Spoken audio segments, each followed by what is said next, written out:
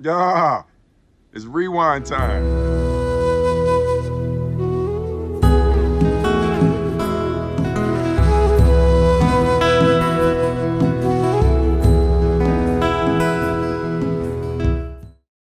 आप क्या कुछ कर पाते हैं ये बस इस पर निर्भर है कि आपने खुद को अपग्रेड करने में कितना समय लगाया है।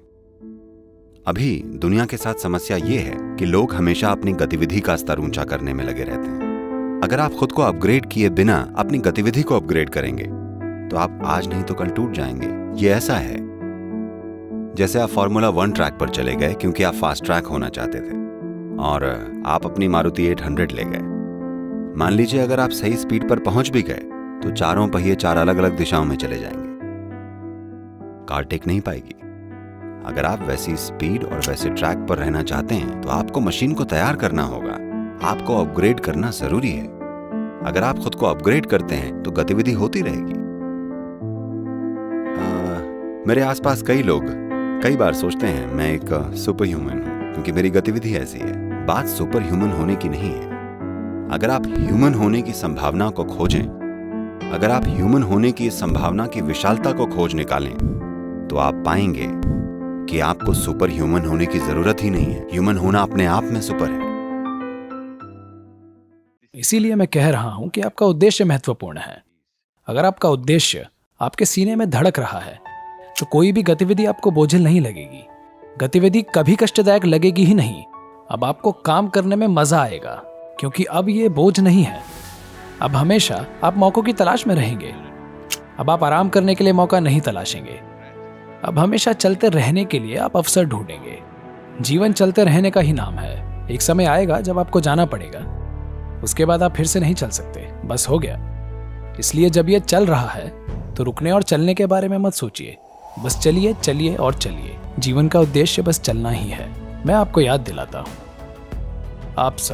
आप में से कई सोच रहे होंगे कि हमें कितना काम करना चाहिए या कितना नहीं करना चाहिए।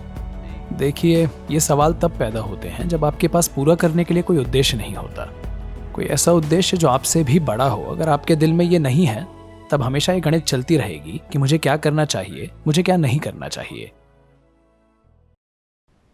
देखिए, ऐसा नहीं है कि आपको जबरदस्ती जागते रहना चाहिए, बात ये नहीं है। लेकिन अगर आप सही खाएं और अपने शरीर के साथ कुछ चीजें करें तो आप देखेंगे कि 3 से 4 हफ्तों में आप अपनी नींद की जरूरत 2 से 3 घंटे बड़ी आसानी से कम कर सकते हैं। 1.5 से 3 घंटे आप बड़ी आसानी से कम कर सकते हैं अगर आप सचेतन होकर खाएं and just learn to sit properly.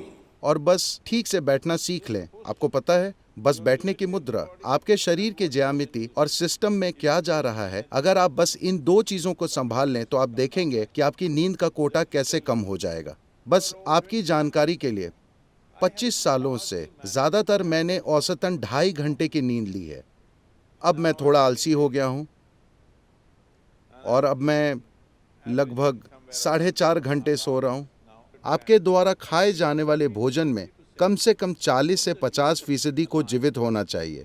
आप मुर्दा भोजन खाते हैं और आप जीना चाहते हैं, ऐसा करना थोड़ा मुश्किल है क्योंकि अब आपको मुर्दे को जगाना है।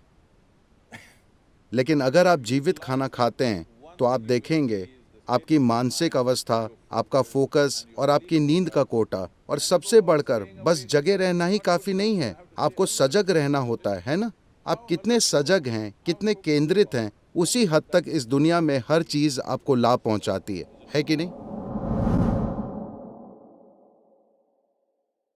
अब अगर आप चीजों को पहले जैसी संवेदनशीलता के साथ महसूस नहीं कर पा रहे हैं, अनुभव नहीं कर पा रहे हैं जैसा बचपन में या थोड़ा बड़ा होकर करते थे, इसका मतलब आप आधे मर चुके हैं। तो ऐसे आपकी किश्तों में मौत होगी अगर आप गलत तरीके का खाना खाएंगे। अगर आप बस थोड़ा सा जागरूक हो जाएं तो बड़ी आसानी से जितना सारा खाना आप खा रहे हैं वो बस यूं ही कम हो जाएगा, क्योंकि आपको इतना सारा खाना नहीं चाहिए होता। अगर आप इस शरीर में ज्यादा खाना डालेंगे, आपको उतनी ही एनर्जी पाने के लिए उतनी ही ज्यादा मेहनत करनी पड़ेगी। इससे शरीर पर बुरा असर पड़ता है। आइए इसे ऐसे समझते हैं, 1960 के दशक में आपके पास वो बड़ी बड़ी फोर्ड और शेवी कारें थी, है ना? वो बड़ी बड़ी युद्धपोतों जैसी थी ना? वो कितना पेट्रोल पीती थी, और आज की मॉडर्न कारें कितना पेट्रोल पीती हैं? खैर, अब आप इलेक्ट्रिक कारों में जा रहे हैं, न कोई आवाज है, न धुआं, कुछ भी नहीं है। ये मक्खन जैसी चलती हैं। तो मुद्दे की बात यह है कि हमारी बनाई गई मशीनों में भी हम ईंधन की खपत कम करना चाहते हैं। हमको इस शरीर पर भी ध्यान देना पड़ेगा, क्योंकि इस शरीर में थोड़ी सी ऊर्जा पाने के लिए अगर जरूरत से ज्यादा ईंधन लगे तो ये न केवल आपकी इकोनॉमी या आपकी निजी इकोनॉमी के लिए बुरा है, बल्कि इस मशीन के लिए भी बुरा है, क्योंकि थोड़ी सी ऊर्जा पाने के लिए बहुत सारे भोजन को पचाना पड़ता है। और खास तौर से मैं देख रहा हूं कि ये आदत दुनिया के इस हिस्से में बहुत प्रचलित है। लोग 7-8 बजे या 10 बजे खाना खाते हैं, पार्टियां वगैरह होती हैं और वो देर रात में खाना खाते हैं और खाकर बस सोने चले जाते हैं। भरा हुआ पेट लेकर सोने के लिए जाना बिल्कुल मना है अगर आप अच्छे से जीना चाहते हैं तो। दिन में कम से कम 1 या 2 घंटे टहलिए। विशेष रूप से रात का खाना खाने जाने से पहले या दोपहर के खाने से पहले, खासकर उससे पहले कम से कम आधे घंटे बिना जूते पहने चलिए। ग्रेनाइट पर नहीं, या तो घास पर या बाहर मिट्टी पर। आप देखेंगे कि अगर शरीर पृथ्वी के संपर्क में होगा तो आप जो खाना खाते हैं उसे शरीर बिल्कुल अलग तरीके से पचाएगा। खाना तो वैसे भी पचेगा, पर खाना शरीर को कितना लगेगा ये इस पर तय होता है कि आप पृथ्वी के साथ कितनी लय में हैं। तो अगर आधे घंटे भी आप चलें बिना जूते या चप्पलों के और शरीर मिट्टी से जुड़ा रहे, तो आप देखेंगे कि तत्व अभी जैसे काम कर रहे हैं उससे थोड़ी ज्यादा अखंडता के साथ काम करेंगे। सेहत के बारे में सबसे सरल चीज है बस शरीर का इस्तेमाल करना। अगर आप शरीर का पर्याप्त इस्तेमाल करें तो शरीर में खुद को सेहतमंद बनाने के लिए हर चीज मौजूद है। क्या इसका मतलब है क्या यही सब कुछ है, मुझे और कुछ नहीं होगा, मैं बिल्कुल ठीक रहूंगा? मैं कहूंगा अगर हम शारीरिक रूप से अपने शरीर का उतना इस्तेमाल करें जितना हमें करना चाहिए तो इस धरती की 80% बीमारियां बस गायब हो जाएंगी। 80%। बाकी की 20% में 10% उस भोजन की वजह से हैं जो लोग खा रहे हैं। अगर आप भोजन बदल दें तो बीमारियां 10% और कम हो जाएंगी। मतलब सिर्फ 10% बीमारियां बचेंगी जो कई अलग अलग कारणों से हुई हैं।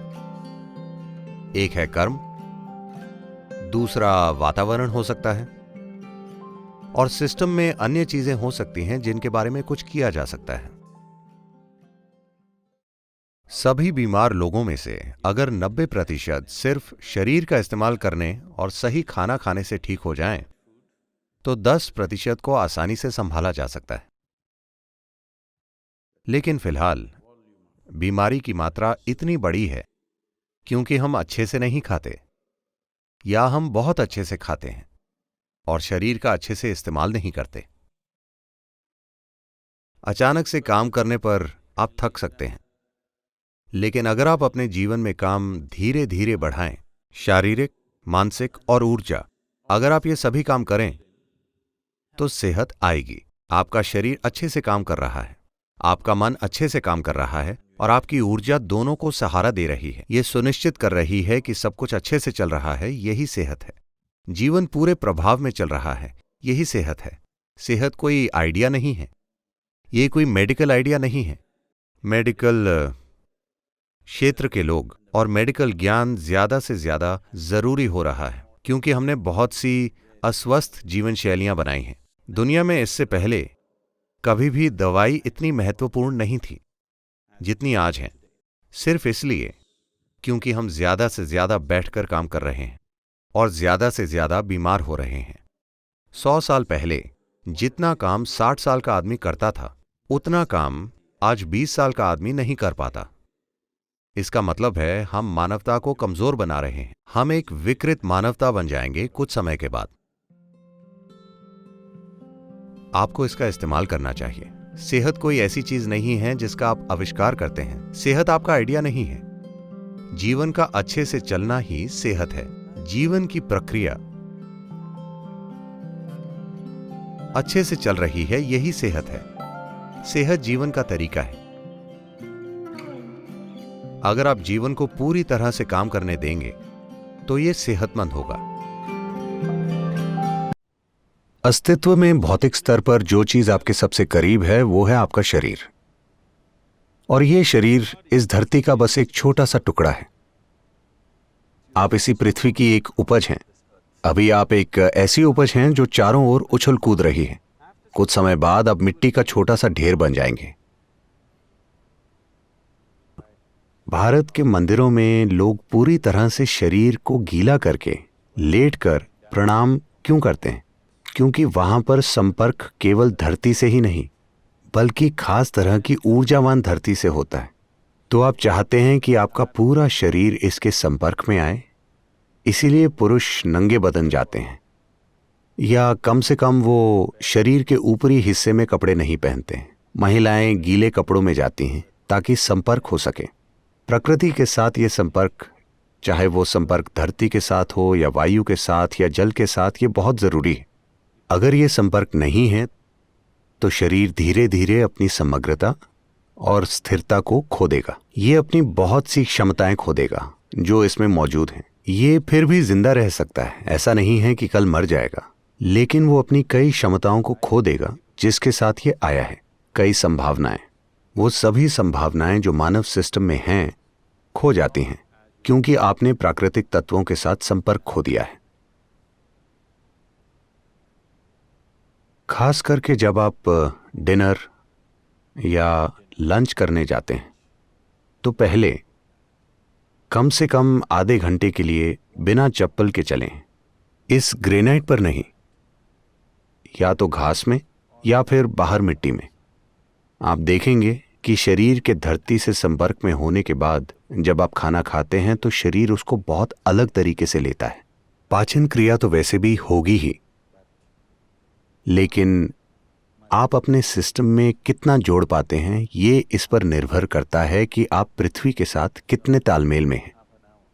तो अगर आधा घंटा भी आप बिना जूते या चप्पल के चलें और शरीर पृथ्वी के संपर्क में रहे तो आप देखेंगे आपके तत्वों के व्यवहार में समग्रता अभी से थोड़ी ज्यादा हो जाएगी।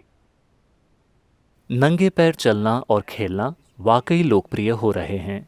योग विज्ञान ने हमेशा इसकी सलाह दी है और अब विज्ञान भी यही बोल रहा है।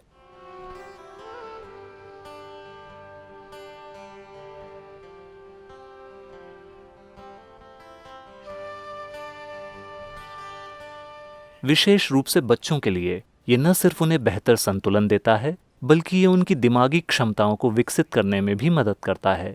पैरों की नसें संवेदनशील होती हैं। जब पैर जमीन के संपर्क में आते हैं तो बच्चों में पर्यावरण की बेहतर समझ विकसित होती है और साथ ही वे अपने शरीर के प्रति ज्यादा जागरूक बनते हैं। पैदल चलने को ज्यादा स्फूर्ति, ज्यादा मजबूत टांग की मांसपेशियों और चोट पहुंचने की कम संभावना से भी जोड़ा गया है।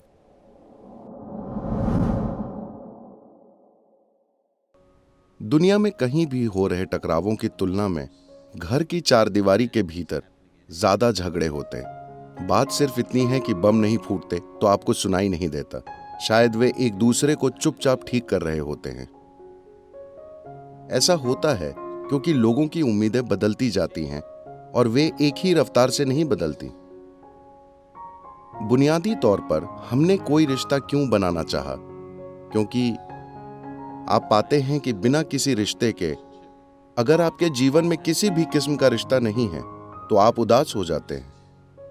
तो बुनियादी तौर पर आप एक रिश्ता चाहते हैं क्योंकि आप खुश होना चाहते हैं, आप आनंदित होना चाहते हैं, या दूसरे शब्दों में आप दूसरे को अपनी खुशी के स्रोत की तरह इस्तेमाल करने की कोशिश कर रहे हैं।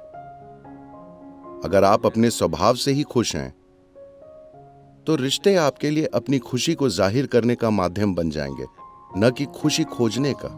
अगर आप खुशी पाने के लिए रिश्ता बना रहे हैं और दूसरे इंसान से खुशी निचोड़ने की कोशिश कर रहे हैं और दूसरा इंसान आपसे खुशी निचोड़ने की कोशिश कर रहा है, तो ये रिश्ता कुछ समय बाद तकलीफ पहुंचाएगा। शुरुआत में हो सकता है कि चीजें ठीक रहें क्योंकि कुछ उम्मीदें पूरी हो रही हैं, लेकिन अगर आप खुद ही आनंदमय बन गए हैं और आप रिश्ते इसलिए बना रहे हैं क्योंकि आप अपनी खुशी प्रकट करना चाहते हैं, तब कोई आपके बारे में शिकायत नहीं करेगा, क्योंकि आप अपनी खुशी फैला रहे हैं, न कि दूसरे इंसान से खुशी पाना चाहते हैं। तो अगर खुशी प्रकट करना और फैलाना ही आपका जीवन बन जाता है, न कि खुशी खोजने की कोशिश, तो रिश्ते स्वाभाविक रूप से शानदार होंगे। आप लाखों रिश्ते रख सकते हैं और फिर भी उन्हें अच्छे से जारी रख सकते हैं। अगर आपका अनुभव या जो आपके अंदर हो रहा है वो आपकी मर्जी से हो, तो क्या कोई परेशानी होगी? ये हमेशा आपके अंदर होता है। प्रेम कोई संबंध नहीं है, संबंध अलग चीज होते हैं। प्रेम आपकी भावनाओं की एक तरह की मिठास है।